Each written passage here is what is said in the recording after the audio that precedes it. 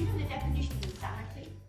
Doing the same thing and expecting a different result. So you go, heel, the dog going, I can't be doing this type, this is stupid. I don't want to do it, I'm the leader, how can I do that? I'm going to lead you. Just give me the goddamn job. But we always do it this way. Yeah, you've always been wrong. Wake up! And I'm a very simple soul. Very simple. I like simple. I don't do complicated. Because that's another thing. When we teach people on the courses, we have a lot of fun.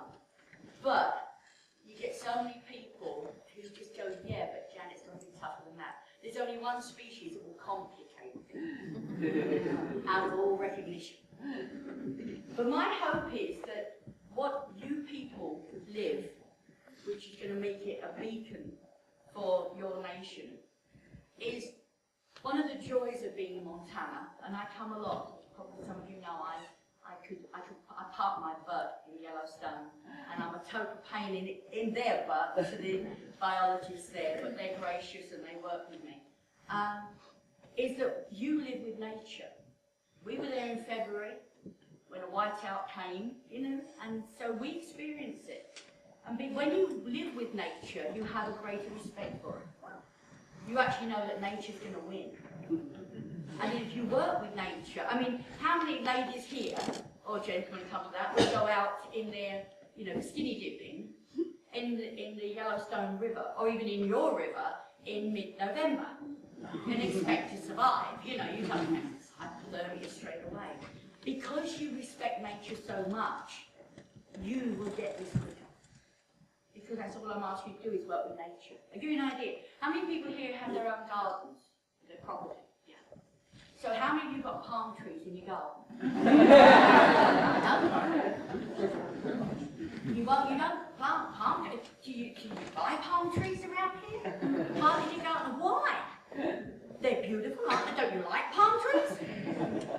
Don't you go to, you know, LA or California and go, wow, and Florida, they're beautiful? I mean, I've seen them on Mombasa Beach. Oh, come on, why don't you have them? Because you know if you planted one, this little shoot would go, hey, are you new at this? Don't you understand this? I don't do here. So because you are so accepting of your environment, you're the ones to catch on to this much quicker than those who live in their nice comfy homes with their idea that there is a species that is superior to others.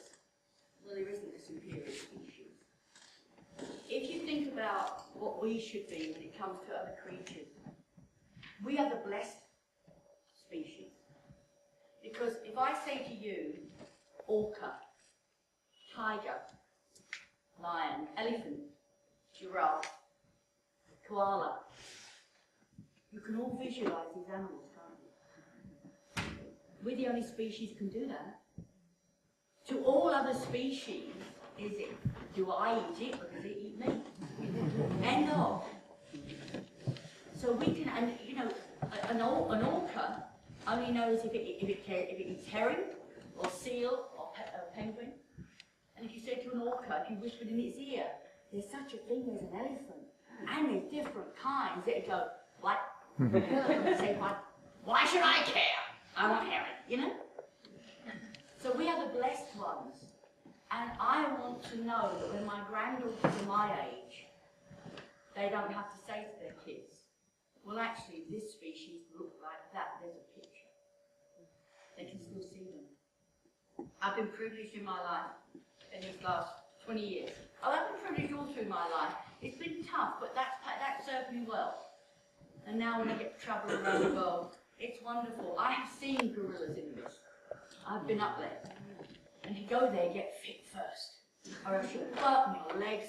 Oh, the first gorilla sighting is like, I have seen some amazing sights and spent time with wonderful people. And this is all because of the domestic dog. He's given all of this to me.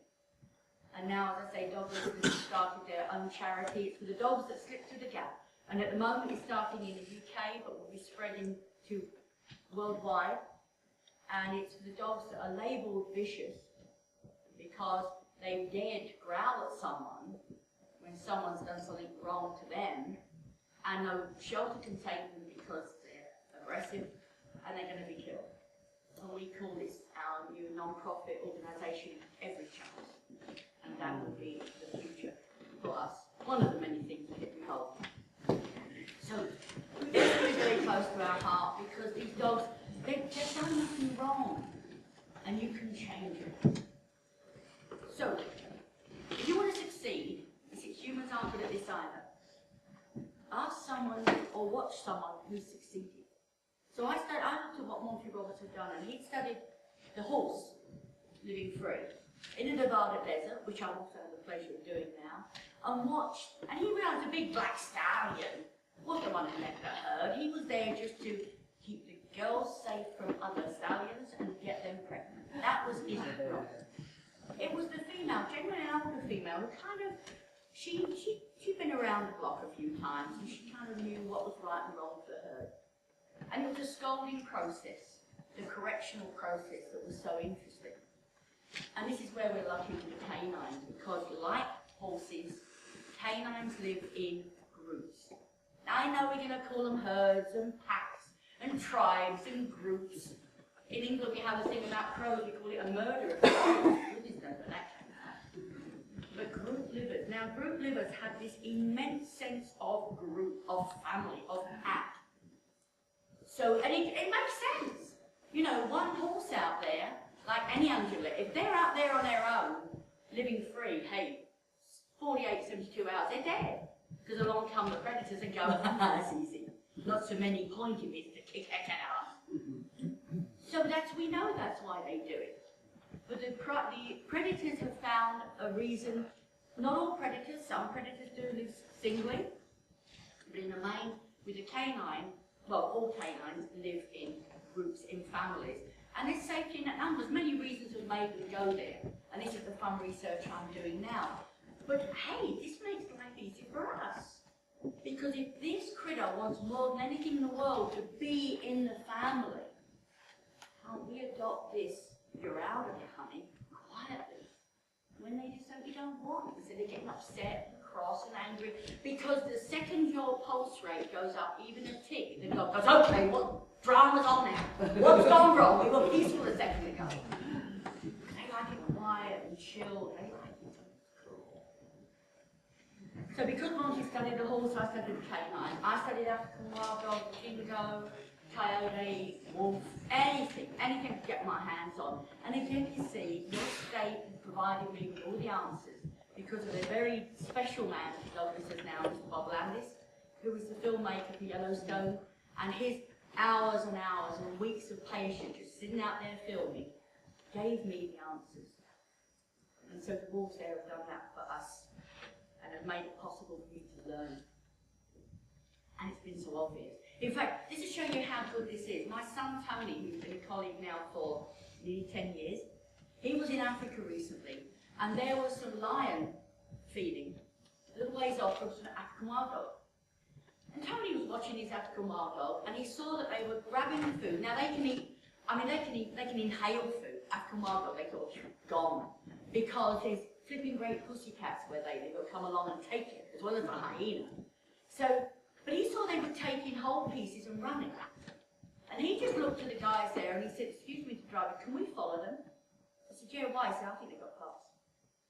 And they said, you sure? I said, yeah. And everybody else on his particular vehicle said, hey, that'd be really cool. Why do you think that? And Tony said, well, I kind of studied these guys. And they followed them. Guess what? There were the puppies. Of course they were taking whole pieces for the puppies. So when you start to see it from their side and understand what they're doing, Tony and his crew saw much more. They saw the lions too. But the others, when they got back, said, you see the puppies? No. No, because you weren't listening, you weren't watching, you weren't learning. So, once I started to really learn, the pattern became very simple. And now you care about 4 things, really. All of you got dogs. What's the first thing they care about? Yeah. Because none of you like money, do you? They like food. Of course they do. Without food, they don't survive. Another thing that's very important to them is how the heck do we get the food? Now for them, it's going on the hunt. And we call that go for a walk. And it's kind of a different idea about the person. Do you know there's only one species that goes for a walk, or a stroll, or a ramble? No other species